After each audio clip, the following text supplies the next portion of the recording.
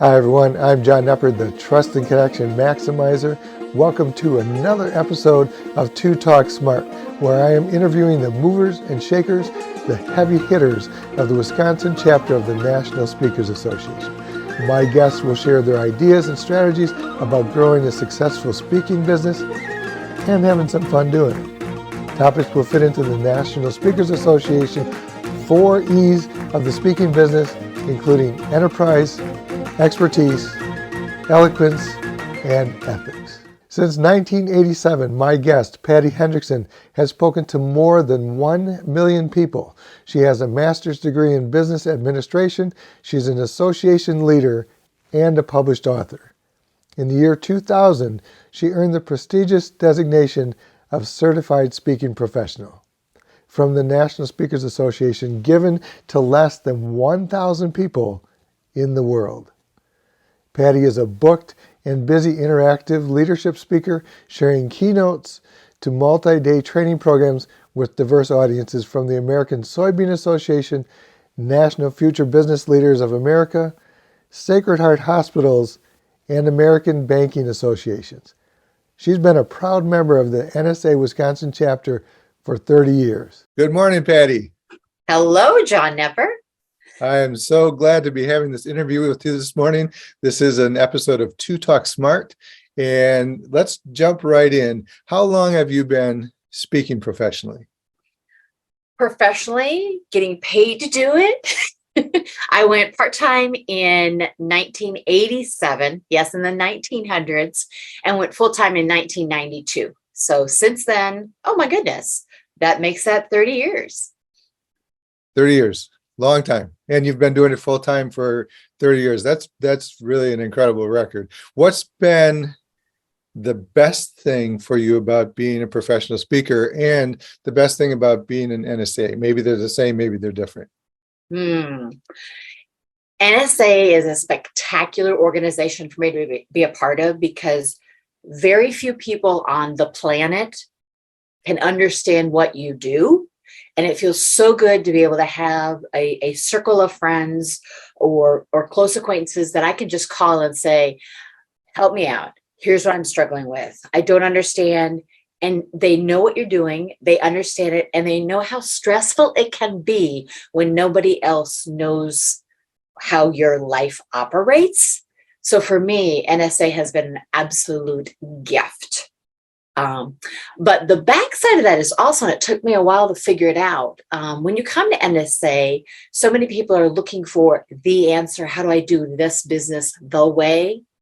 There is no the way. You need to figure out the thing that stands out most for you. What are you best at? What fills your bubble for your spirit? And that's the place and space that you should be speaking. And when I see somebody get frustrating when they come in new to NSA, it's usually because they're trying to find the way to do it that other people are telling them, instead of first thinking, where do I shine the most? Where do I need to be? Because you can go out there and get a bunch of speaking gigs, but if it's not with the right clients and the right space for your message, you won't feel the energy and the excitement and that burst of enthusiasm that says, oh, that was so good. That's a great point. I think it's really a struggle for all of us jumping in, myself included. It's like, who am I? And what do I speak about? And I think I know that. And then I go speak somewhere, or someone else goes to speak somewhere and they go, ooh, that was not it. And in teaching, I was a teacher for 35 years too. It took me a long time to stop trying to be like somebody else. And then when I did, that's when the magic started happening. And then you knew, and then you got so much more excited about it. It's like, oh my goodness, and I should do this, and I should do this. Instead of looking for the answer kind of erupts from you once you put you in that space where you should be. Yes, exactly. So you've been in NSA a long time. Who are your mentors and who's your favorite? Oh, Well, first and foremost, you and I know each other from the Wisconsin chapter of the National Speakers Association. And one of my first mentors in the early 90s was Chris Clark Epstein. And if for those of you listening who did not know Chris, she passed. And so she's no longer, she's in the silent chapter of NSA, if you will. But she was, an elder in our association, always willing to reach out and help people. And every single time she could be with us at a chapter meeting, regardless of how busy she was or how high levelly involved she was, the chapter was always important to her. So for me, she showed me how to really be a member of the National Speakers Association. It's not about staying with this mix of people and going on your own. It's staying in the mix of the masses and making everybody know that there's a space for them. So that's my ultimate mentor. But I also have a group of friends that and close contacts within NSA, not necessarily from our own chapter, but other chapters that I communicate with regularly, and some mastermind groups also. And instead of showing up and always, I don't know, how's this, splashing into everything, I first regroup with this kindred group of spirits to ground me, so I know I'm where I should be, and also to get some honest feedback. Because oftentimes when we show up for things, we're going 7 million directions. And as Chris shared with everybody before they show up, she would say, what are the one or two things that you need right now?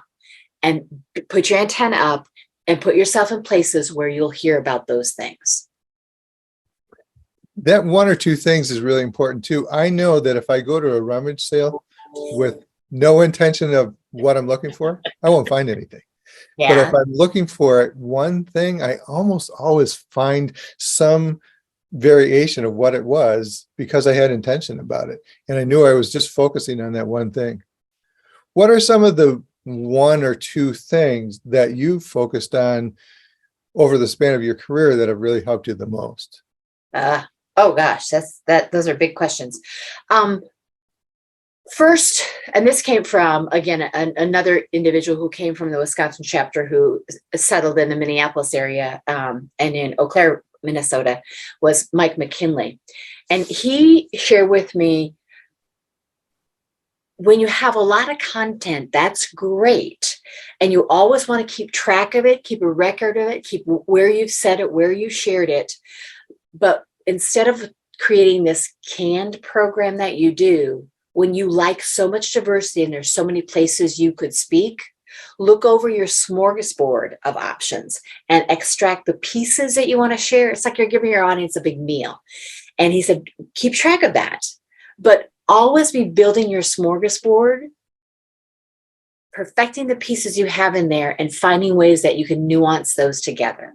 And to me, that just makes so much sense. It's exhausting to continuously create new things. But if you already have, 20, 40 chunks of great content that's woven together, piecing those chunks is much easier and less stressful. When you know something can work, like, oh, this is 18 minutes on the stage that will be fantastic. Or I have one client that says to me, and I've done the same program for them. It's a 4-day event.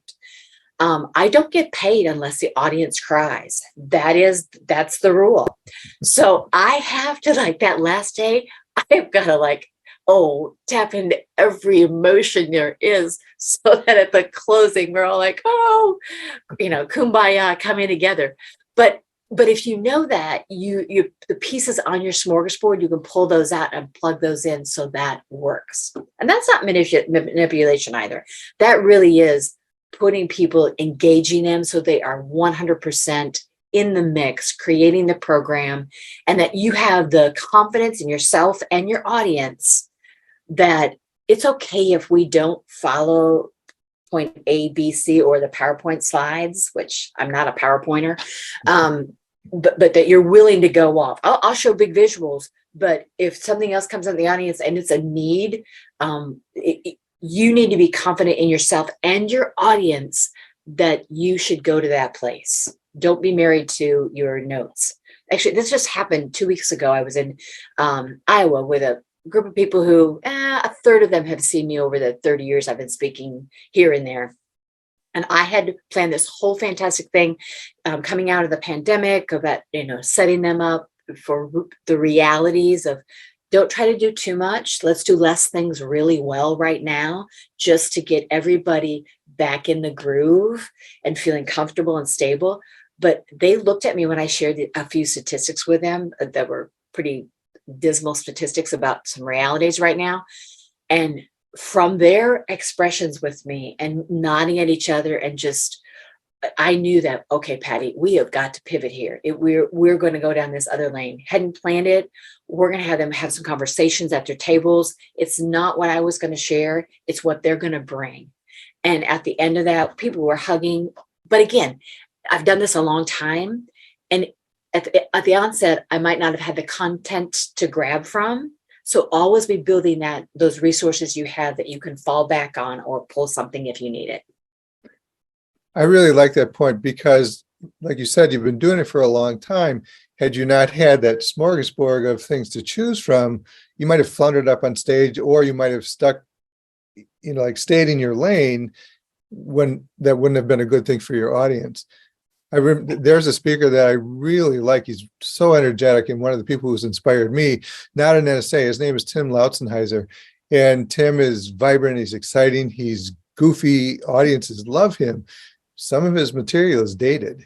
And he makes a reference to the Vietnam War, which is a significant part of our history. But when he's talking to kids today, they don't know what he's talking about. So it's about knowing where that stuff is outdated and where you might just have to tweak it and make it something that's current, or let it go. And that's the hard thing too. Do you find you sometimes don't want to let go of material that you just know is so good? Well, you can morph it though. You can find the message or talk about it in a different way. I refer to myself often now in front of audience. I'm from the 1900s. Nice to meet you. Particularly if it's a young audience, or I was in California working for the Society for Association Executives, and just mentioned to say this person from the 1900s that, oh, you turn those in. Why don't you just write down what you wrote, instead of saying take a quick pic of what you have, what you're submitting. But again, that's not my go-to reference. I'm showing my age. So there's just many things that when I'm aware of something doesn't click, I make note of it. And I have these heads up lists for myself. And it's something that I read over and over just to remember that, no, you gotta keep in your groove and know who you're talking to. I'm often speaking to 18, 19-year-olds, often. Right. And your references for the people in your age group or my age group are going to be different. And again, that smorgasbord, all that content, like some people make the mistake too of giving all their content, which is too much for an audience to take in. And audiences can't grasp that one thing that we want them to get. But having content that's flexible and having, like you say, the heads up. What are some things on your heads up list? Heads up is remember who they are. I refer to Beloit makes a great list every year, the University of Beloit in the great state of Wisconsin. Encourage anybody to go to their website and look up, and it says the things that are true for this incoming class, whether it's like this year, the 2000 class of 2026 is coming in. What's their reality? Things they've never heard of, what they've heard of, their references. And when you read through that just puts you in a great frame of, okay, this is my audience. I also always ask the client, what is the demographic mix of whom I'm speaking? If I'm speaking with, in the banking industry for team leaders, that's very different than if I'm working with frontline staff, or I want to know that up front, and that helps me filter through the lens of what I'm going to bring to them. One of the things I know about you, and I met you, I don't know if you remember this, but I met you, I think I told you this story, but I met you in the middle 90s. And the thing that I was so impressed with was you're such a storyteller. when you're thinking about and pulling your smorgasbord of ideas and your content, do you have stories that are attached to all of those pieces, or stories you can pull to add to your content that help you deliver a more impactful message? Yes. But it is more important for me to have a smaller collection of stories that I know how I can use in many different ways than having, zillions of stories. Personally, for me, that works because I tell a story about the Epcot Center often, and I can share that in 6 minutes. I can share that in 16 minutes, or I can make that the bulk of the entire program and come back in and forth, in and out of it. So I like that flexibility, and no one can tell my story if that's the story I'm telling. And there's nothing that makes me cringe more than hearing somebody say on the platform something that I know is not their story, with no reference to the person, or even just acknowledge it, that I heard this fantastic story, at least to let somebody know that it's not yours. I own the things I share. That speaks to the ethics piece in NSA. And one of the things we focus on in Academy, and how important that is, really to never claim anything as yours. It's not. Disney says you can adapt what we do, you just can't adopt what we do. And Disney will come after you. You use one of Disney's stories or one of their things, they'll let you know that's a no-no. Yeah, so can we be flexible and adapt our stories to our own personal thing? That's given me some perspective about my stories. I love to tell stories too. And like I say, you've really inspired me about that. So now I can look at some of my favorite stories and how can I make it this piece or this piece or this piece, and it's still the same story. That's really good. What's your favorite story? Can you give us a little Okay. a little shot? I did not go to Ball State University, but they have been a dear friend of mine since 1996 was my first time showing up, because they have this new thing called the Class of 2000. So every year, the incoming class, they bring together hundreds of folks that become part of their leadership cadre through that they stay together throughout their entire 4 years. So it's can morph anywhere from 100 to 300 people. But I've been there forever. But I always tell this story of the day we left Amelia on the side of the road, my daughter. Oh, no. But she was unsnapping herself from her car seat over and over again. And my son was in the front. And finally, I just said to him, Max, hang on. I said, Amelia, if you don't buckle that up, you cannot go in the car any longer. Well, she was being all sassy. So I took her. We were on a lonely country road, hardly any traffic. Took her car seat out and set her by the side of the ditch. And we drove off.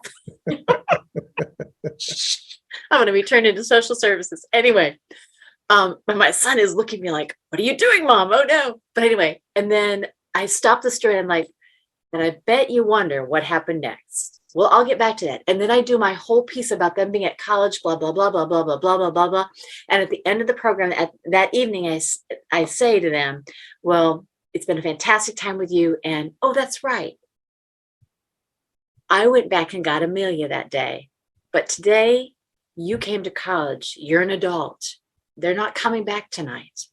The choices you make now, and blah, blah, blah, blah, blah. So that's one of my favorite stories to tell. And everybody, they all want to see pictures of Amelia.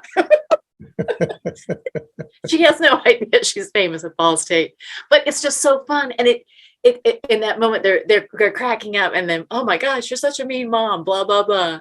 So because I'm kind of naughty about those kind of fun things too, in a silly way. So they get to know me, but I love that story because it is perfect for that moment. And they're all feeling that they've been left and how exciting it is and how awful it is.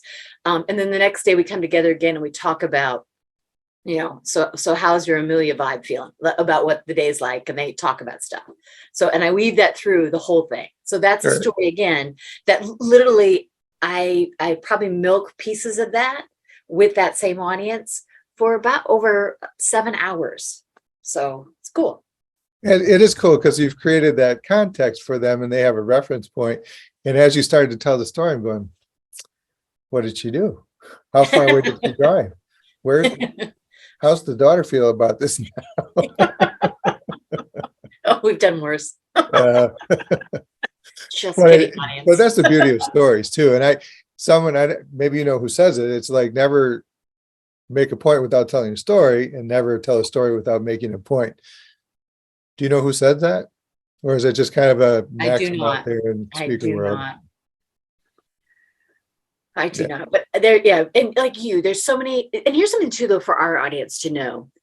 There are many people who you and I have probably heard who are famous speakers, and for you, one might just be your, the holy grail of awesomeness. And for me, that same speaker be like, it doesn't do it for me, So just because somebody isn't the favorite somewhere, we all can be good, but we can't all be the favorites. And you need to find those audiences where you can be the favorite because of your stories and your content. Can you talk about that, Patty? How do you find those audiences that are lined up with what you just said, that are lined up with your stories, lined up with your message, lined up with who you are, and it's a perfect fit? Okay, I have a very different business model than most NSA people. Okay, I find no joy of chasing down gig after gig, job after job, speaking engagement. That does not thrill me. That does not in any way inspire me to do more. No, I sell to my, what I call circle of friends. Most of my clients have been with me for 25 years. Some clients, every 4 years I show up. It's just like clockwork. Some every year I come back. That is my core clientele. And these are folks that I have worked with over the years that were a great fit. I say no to a lot of work, and that helps me say yes to better work. And what I mean by that, if it doesn't feel like it's a good fit, or that the person I'm on the phone with, that we're not jiving, I'm like, oh, this does not sound like excitement. This sounds like just work. That's not a space I want to be. I am chief cheerleader. I am high energy. It is interactive. If people find that annoying, I am not a good fit for that group. And I won't dial down myself to fit somewhere else. You get me or you don't get me. So that's what I mean by finding that group of people. The people who know me know and love me, and we work well. And what I like so much is when I'm coming back somewhere, like I'm on this weekend, I'm going to be going to South Dakota, something I have not been there. I think it's 8 years since I was there last time. It'll be my 4th time there. But again, COVID, some of the craziest things that came along the way, changes happened, but I'm going back. I know the place I'm going. I know what it looks like. I probably can remember the color of the carpet. I love walking in a room and knowing what it feels like. To me, that makes work less stressful. And most of my clients, I've been through births, I've been through divorces, weddings, they know me and I know them. And so when we're done, it's laughing and it's hanging out. It's not just, the content, it's the experience. You had to start out by having no friends. Not, I mean that in a literal sense, but having perhaps these people that you initially started with were not friends that are going to call you back and say, hey, Patty, we need you back again. How did you start all of that? Okay. I have a strange backstory. I was very successful in some associations and won some awards for really cool things we did in these associations. So people knew me for that. When I was in college, they were bringing me in to help them do the same things with their associations. So I go in a weekend and make a nice check when I was in college. So I'm in an out of the ordinary journey as a speaker. But those individuals, that became my core group of my circle of friends. I spoke where I came from. I knew the language. I knew the challenges, and I knew ways to help them solve issues. So I grew my business from what I knew. And then after that, working with other teams and getting invited here and here, I just got exposed to different areas. I do a lot in banking.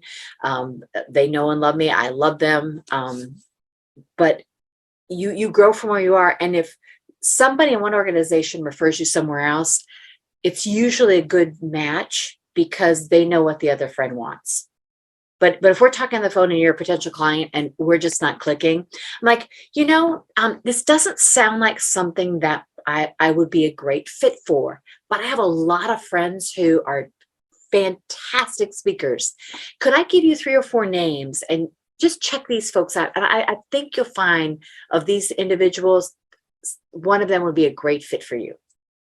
Again, I make no money off that, but I'm giving them a service and I'm showing them some of my friends that would be fantastic. And again, the NSA, it helps you meet and see people, so you know a lot of people to be a resource for other people. I was just going to say that NSA is a great place with our chapter and nationwide for referrals. Like you're saying, this is not a fit, but check these people out, and I think you'll find what you're looking for. What a great way to be of service to that person without actually committing to a speaking event or whatever. And the nice part of that in NSA, most of us that do that with one another, there's never any exchange of money. It's just in service to our occupation, our profession of being givers of information. What's one of the hardest things for you about being a speaking professional? Traveling from a regional airport and being away from my family. Oddly enough, and I've just come to this realization this past year, I hardly ever speak in the state of Wisconsin. I live in Wisconsin. I'm always getting on a plane, and I live in La Crosse area, so I fly out of La Crosse, which is a regional airport. And currently with the pilot shortage, I'm going to age this recording by saying that right now, but most of the regional airports across America are down to 1 or 2 at most flights coming in and out a day. So if you can't make it out on the 3:15, you're going the day before. So instead now I'm having to drive to Rochester, Minnesota, which is close, or Minneapolis, which it's just an absolute nightmare. And I don't drive if it's someplace that's 4+ hours to drive to. Never. I work on a plane. I get stuff done. When Mama works on the plane, she gets home and she has less work to do. So this whole piece of having to drive places, not a fan. And it has been enormously stressful, taking more time away from home. And again, also, I'm loyal to the Delta Airlines, like you have no idea. And those of you who are newer starting out, pick a carrier that will be your carrier. I've been doing this. I've been on airplanes since early 1980s. I'm, million mile many times. But when Delta messes up or something happens, I get taken care of because I fly so much. So pick one carrier to be your carrier, and you'll be taken care of. Because if you don't show up for the job, they have no job. They have no program without you. You've got to make certain you're going to get there. So if tornadoes, thunderstorms, whatever's happening, you go the day early if there's some threat of something happening. Even if you have to make the change the flight and pay for the extra ticket. Some of you I know will say, "Oh no, my client." You get there when you show up, and they're so proud that you showed up. That for your reputation, that speaks volumes. Oh, I agree, volumes. And I don't know if you saw this post on Facebook. Scott Lesnick down in Florida needed to leave a day or two early because he knew Hurricane Ian, is it? Ian, Yeah, he is coming, and he needed to get where he was going and couldn't afford to be stuck. You're right. That speaks volumes about who you are as a person, you are as a professional. Have you ever had to call somebody else to fill in for you because you couldn't make it? Only once. And it happened in the state of Wisconsin in the spring of, oh my gosh, I think 1998, something like that. And we had an ice storm. And I needed to get to Green Bay, and I got on a highway, and I'm going, I'm driving 20 miles per hour, and a large, not a semi, but a large truck, like a plumbing truck or something, right in front of me. I saw it just flip on its side and slide off the road. I thought, this is not good. So I called some friends in the area that were by the Appleton area, and they were Green Bay, Appleton, and they were able to get there. And they did one little piece that that somebody needed to be there. So again, my Wisconsin NSA people stepped in and helped. I had a very similar story with an ice storm going from Chicago to Eau Claire, and drove into the night. It was like 3:00 in the morning, pulled off for 2 hours of sleep. And we set out at 6:00 in the morning, and we only had to go another 90 miles. And I was this close to turning around, calling them and saying, I can't make it. And I said, I'm going to push a little further. And I called them. I said, I will not be there at the start, but I will be there 15 minutes later. And they were thrilled that I made it. And I'm glad that I made it too. It was one of those things where I wasn't sure if it was safe to continue, but I'm glad that I did. Good for you. Yeah. And a great story to tell now. Exactly. Yeah. And I have to figure out how I can tell it for 4 minutes or 16 minutes or. You could be tying that in. The challenges of the climate of life, all the things that come at you. You have to drive through. Do I keep going? Should I stop, step back, relearn? Oh, there's a lot of story in that story. Exactly. Yeah. One of the benefits for me of doing these interviews is I get to go back as I'm editing and hear all of these things again. And I love doing these interviews because I'm talking to people like you who are professionals, not just in Wisconsin, but in the total organization, National Speakers Association. If you were to speak directly to people in our Speaker Academy who are just getting started, what would you tell them? First, welcome to the Speaker Academy. And you are so fortunate because you are a member of the Academy at the first chartered chapter of the National Speakers Association. Yay, Wisconsin. And then I would probably say something like, it can feel really overwhelming, but don't worry about that. It's overwhelming to all of us. Even if you're in it for a long, long time, it still gets overwhelming. There's too much to get done always. It's the reality. But find the thing that you need to do, that you want to do, and do that thing. And just by those little steps of getting accomplished, those milestones that are tugging at your heart, and you're like, oh, that would be good. All those tiny pieces, when you put those all together in a year or two, will have put the trajectory of your career in a different stratosphere. But it's those tiny pieces that you have to start on something. Keep doing those and celebrate each one.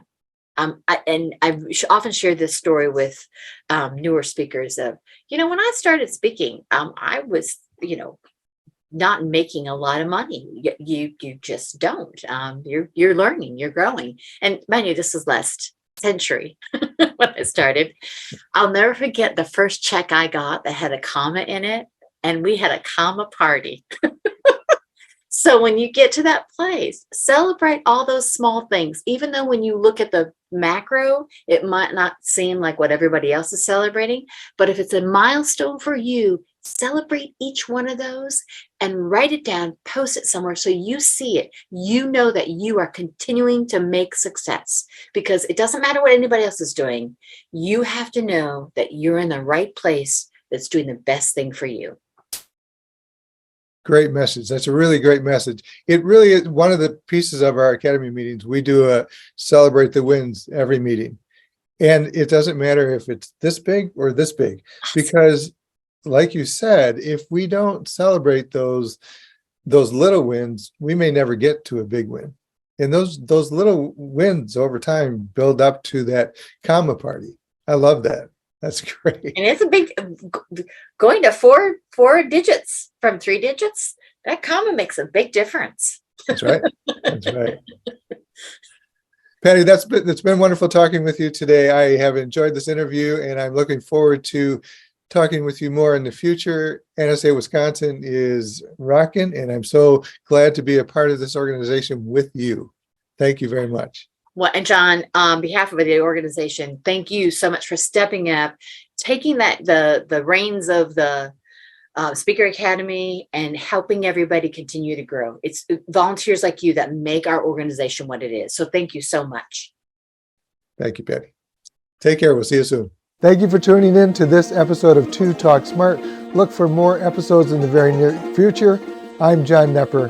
Let's change the world one conversation at a time.